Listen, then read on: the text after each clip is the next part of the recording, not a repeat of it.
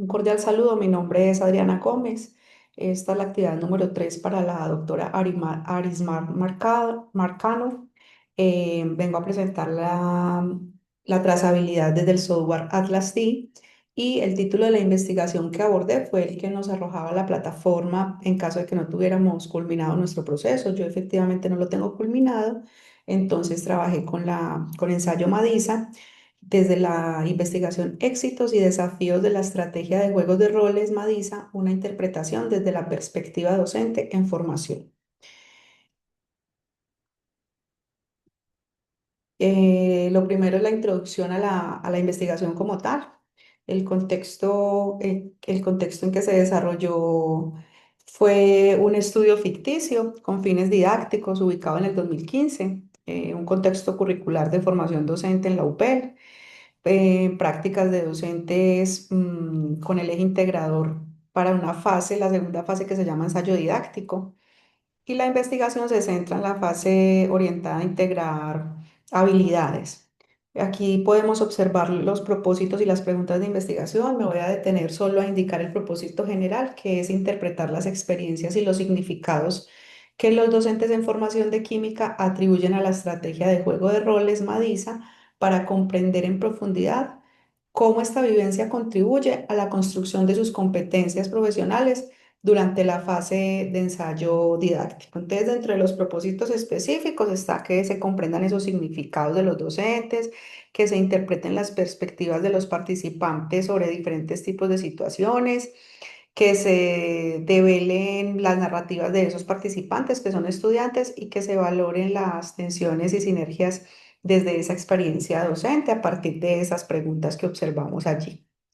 Para ello, entonces, voy a dar una pequeña contextualización retomando el ejercicio número 2 en lo que hace referencia a la metodología del análisis matricial que se desarrolló. Aquí retomo que a nivel teórico se realizó desde los documentos orientados en la misma plataforma. Primero se convirtieron en RTF para poder que los recibiera el software. Fueron las entrevistas las entrevistas que se le aplicaron a los estudiantes. Luego el nivel de avance, retomé para este momento el proyecto logrado en la actividad 2. Como podemos observar acá, se logra visualizar una pantalla de 44 códigos a partir de 9 documentos que fueron las 9 entrevistas. Logré crear 3 memos, 5 redes a partir de grupos de códigos, de 5 grupos de códigos, que luego los convertimos a redes. Esa es como el repaso pues de lo que se hizo. Aquí podemos observar cómo se hizo la triangulación de fuentes y teorías. Se hizo a partir de la herramienta metodológica matriz categorial desde las 9 entrevistas que les he contado. Se hizo un análisis de acuerdo a los propósitos de la investigación. Para este momento hice ajustes y códigos a los grupos de códigos que tenían el ejercicio 2. Enfoqué patrones, hice relaciones, hice una selección rigurosa de elementos, lo que no logré pues en el ejercicio 1. Ya más rigurosa desde el análisis y la selección.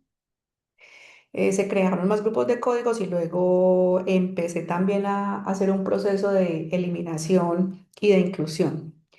Hubo más claridad en el registro de la información de acuerdo al análisis y refinamiento, que es precisamente lo que estoy comentando que hice. Se fragmentaron documentos primarios para obtener la categoría principal, también obtuve subcategorías, indicadores y criterios al respecto. Y finalmente, las explicaciones, argumentaciones, interpretaciones, conclusiones y contraste con la teoría. Acá tenemos pues unas pequeñas muestras de presentación e interpretación de hallazgos. Lo primero que les acabé de decir fue ajustes a las citas. Acá podemos observar una de las entrevistas en profundidad de los chicos. Acá al lado derecho podemos observar códigos que hacen referencia pues a este análisis que se hizo de citas. Acá podemos observar que creé unos grupos de documento, seleccioné los estudiantes de castellano en un grupo, los de física en otro grupo, los de social en otro grupo, y también creé 3 grupos, uno de semestres de pregrado, el grupo 2 de los otros semestres y el grupo 3 de los otros semestres. Aquí podemos ver la raíz que traen estas entrevistas y aquí podemos ver una parte de las citas que se obtuvieron después de hacer el análisis. Seguidamente, el ajuste de las citas y los códigos, el ajuste de grupos. Aquí pude seleccionar, como pueden ver, 5 grupos principales de códigos ya después de haber hecho eliminación. Y finalmente, posteriormente a esto, hice creación de redes. Se denominaron una desempeño académico universitario, otra diálogo y educación, que fue la categoría principal, otra emocionalidad en clase, otra interacción social universitaria y otra relación socioafectiva universitaria. Aquí al lado derecho podemos ver unos ejemplos de memos, de 3 memos que fui creando también para tomar como soporte para la fase final. Posterior a ello, entonces, acá hice una estructura de redes de todas las categorías, categoría por categoría. Acá podemos observar que la categoría principal es diálogos y educación, como se observa en la imagen que aparece a la izquierda de la pantalla, donde correlacioné entonces esa categoría con unas subcategorías y también traje aquí, a partir de unos nodos, traje importé las citas que correspondían a esas subcategorías y que alimentaban la categoría principal. Por acá tenemos una categoría, la categoría uno, que es la interacción social universitaria. Aquí podemos ver todos los enlaces, los nodos, también las citas que surgieron a partir de esa red. Posterior a ello, entonces la categoría 2 se denominó desempeño académico. Acá la estoy señalando con amarillito y con cada una de sus subcategorías y citas. Así podemos ver cada una de esas subcategorías que se definió. La otra fue emocionalidad en clase. Acá podemos ver un diseño diferente. La siguiente pues, subcategoría se llama relación socioafectiva universitaria. ¿Por qué los nombres de esas categorías y subcategorías? Porque se pensaron en relación con los propósitos de la investigación, como lo mencioné inicialmente. Acá en la parte inferior de la pantalla podemos ver un ejercicio básico de exportación de Excel de todas estas redes de manera ordenada. Está el nombre de la red, automáticamente aparece así al exportarla, el comentario, el grado, los grupos de redes, por quién fue creado, por quién ha sido modificado y las fechas como tal. Seguidamente presento la presentación e interpretación de hallazgos. En esta presentación se lograron unificar todas las redes. Aquí logré aplicar unos nodos y unos conectores, haciendo una correlación y una interpretación directa con los propósitos. Acá podemos observar la red integradora, retomar que hay aspectos y desde a partir del diálogo y educación como categoría principal que convergen en otras subcategorías como la relación socioafectiva universitaria, la relación socioafectiva como tal, la emocionalidad en clase. Esta emocionalidad en clase depende mucho de la actitud del docente, cómo se sienten estos muchachos acompañados por los docentes. Muchas de las citas de ellos manifiestan que el ambiente de confianza es sumamente importante para lograr un aprendizaje colaborativo. También lo contrario, que si hay ausencia de compromisos y de colaboración, pues no se logra un aprendizaje significativo. La comprensión la resaltan ellos como muy importante, vuelven y resaltan el valor del diálogo, a la vez resaltan que es supremamente complejo lograr un diálogo asertivo, pero que si todas las partes de la comunidad educativa logran avanzar en ese desarrollo de habilidades para la vida, pues se puede lograr. Ellos resaltan la importancia del contexto escolar, también el compromiso personal, que no es lo mismo llegar sin metas claras a tener una meta clara de avance y de aprendizaje. Resaltan la importancia del respeto por los docentes, también la autoformación. mm, y también los desafíos académicos que les va generando la misma carrera como tal y los desafíos que ellos van proyectando y vislumbrando como futuros docentes. Entonces, aquí se logra ver un balance o una clasificación entre lo que no es positivo, como las actitudes de docentes desfavorables, pero también cómo se logra ver esa versión positiva cuando el docente, como lo indiqué anteriormente, tiene un desarrollo de habilidades propias para comunicarse pertinentemente, motiva, entre otras. Resaltan mucho la ética, virtudes y valores como la empatía, el diálogo auténtico, la disposición de escucha, la capacidad también de argumentar desde lo cognitivo, la conexión entre todo el grupo, un clima de confianza, y que algunos de los estudiantes han vivido ambas posturas. Entonces, esta red nos permite ver e interpretar de manera muy general los hallazgos, y acá hago una pequeña triangulación a partir de esa red. El proceso de análisis desarrollado mediante las redes y categorías permitió como visibilizar la naturaleza relacional y progresiva de la formación docente en la UPEL. Esto fue para el año 2015. A partir de esa red principal que nombre Diálogos y Educación, se evidenció que un diálogo asertivo es el constructo transversal principal para sus procesos académicos. Por otra parte, las redes también mostraron además la presencia recurrente de dimensiones como la responsabilidad, el compromiso, la colaboración, la ética profesional, entendidas como pilares de la formación integral del estudiante.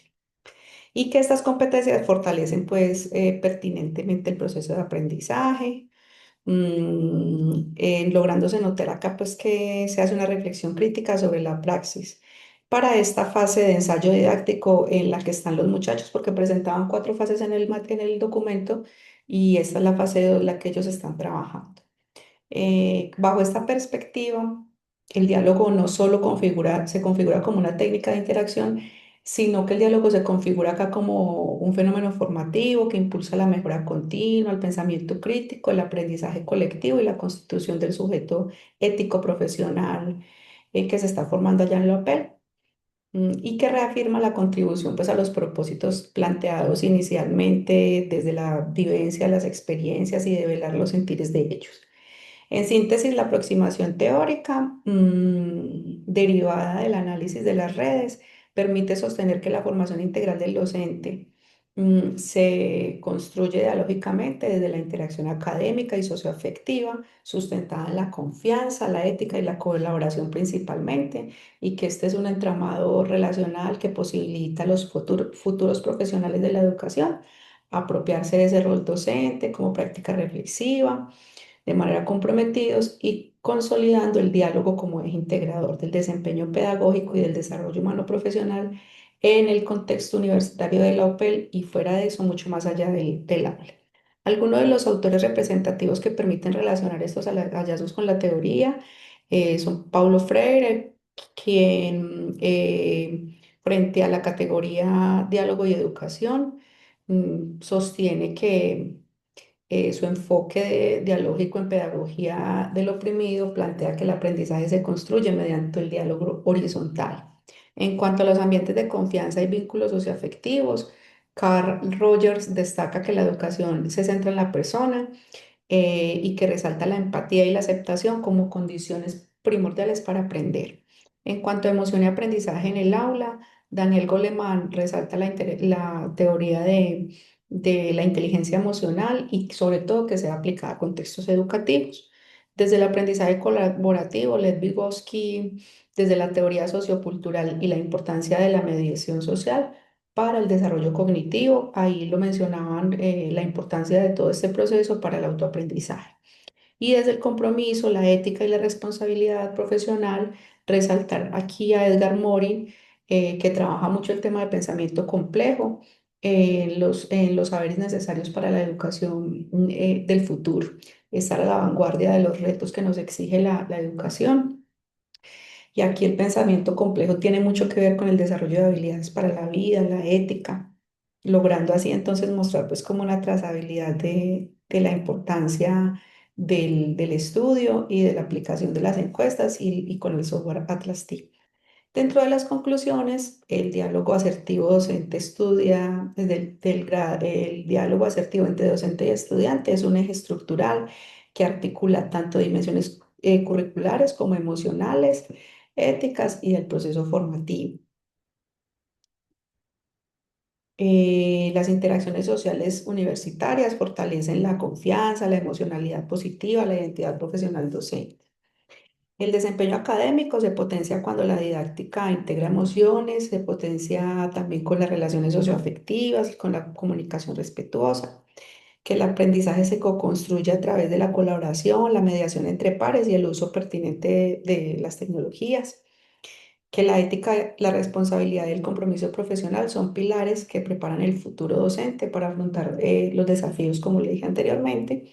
Y finalmente, una reflexión es que esa teorización que surge del análisis de Atlas TIC confirma, permite confirmar, de acuerdo a ese propósito de investigación, que la educación no es solo un acto técnico aislado, sino una experiencia humana relacional que de acuerdo a todos esos autores permiten seguir y confirmar la importancia que tienen estos procesos de diálogo y educación y que formar docentes como tal implica enseñar a dialogar, cooperar y reflexionar inicialmente sobre la propia práctica y sobre el currículo integrador y sobre una educación pensada en el respeto y en la ética. Eh, de esa manera finalizo la presentación y la trazabilidad de la actividad número 3. Muchas gracias.